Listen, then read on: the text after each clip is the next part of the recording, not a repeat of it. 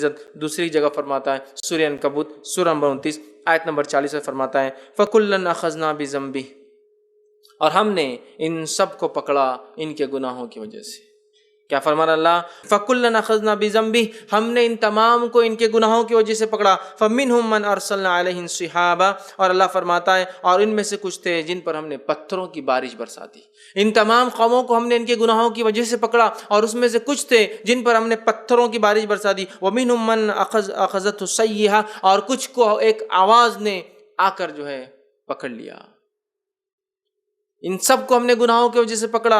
کچھ کا حال یہ ہے کہ ان کے اوپر پتھروں کی بارش بچائی، کچھ کا حال یہ تھا کہ ان کو ایک چیخ نے آ کے پکڑ لیا۔ وَمِنْهُمْ مَنْ خَسَفْنَا بِهِ الْأَرْضَ، اور کچھ وہ تھے جن کو ہم نے زمین کے اندر دھسا دیا۔ وَمِنْهُمْ مَنْ أَغْرَقْنَا، اور کچھ وہ تھے جن کو ہم نے پانی کے اندر ڈبا دیا۔ وَمَا كَانَ اللَّهُ لِيَظْلِمَهُمْ، اور اللہ نہیں تھا جس نے ان پہ ظلم کیا، وَلَكِنْ كَانُوا أَنفُسَهُمْ يَظْلِمُونَ، یہ خود تھے جو اپنی نفسوں پر ظلم کرتے تھے۔ تو اللہ فرما رہا ہے کسی کو ہم نے ایک چیخ سے پکڑا، کسی کو پتھر کی بارش برسا دی، کسی کو پانی میں ڈبو دیا، کسی کو زلزلے نے آ پکڑا، اور اللہ نے ان پر ظلم نہیں کیا۔ یہ وہ خود تھے جو اپنی نفسوں پر ظلم کیا کرتے تھے۔ تو یہاں اللہ رب العزت فرما رہا ہے سب کو فَكُلًّا أَخَذْنَا بِذَنبِهِ، سب کو اللہ نے ان کے جرموں اور گناہوں کی وجہ سے پکڑا۔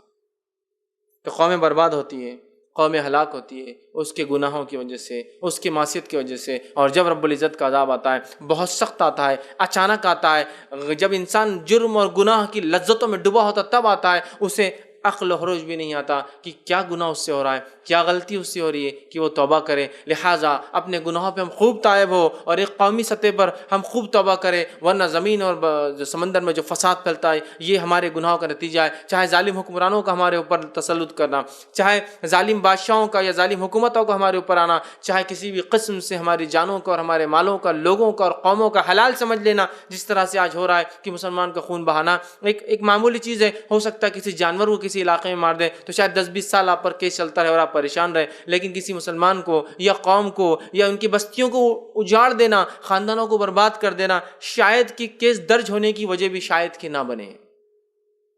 تو یہی ہوتا ہے جب اللہ کے ہم پسندیدہ لوگ ہیں، ہم اس کے چنے ہوئے لوگ ہیں، پھر اللہ رب العزت کیوں عذاب ہمیں دیتا ہے؟ وہ اس لیے دیتا ہے کہ ہم اپنے گناہوں سے توبہ نہیں کرتے۔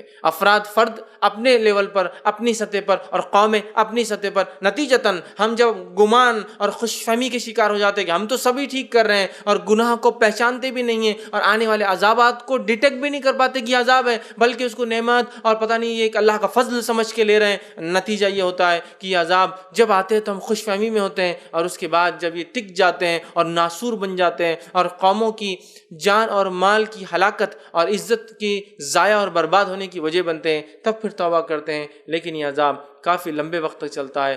جو اس سے بچ گئے وہ اپنے رب سے توبہ کر کے ہمیشہ نیک کام کرے، اور جن کو اللہ نے ابھی نہیں پکڑا اگلوں کو دیکھ کر اپنی اصلاح کر لے، کہیں ایسا نہ ہو کہ اللہ رب العزت کا عذاب ہمیں بھی آ کے جکڑ لے۔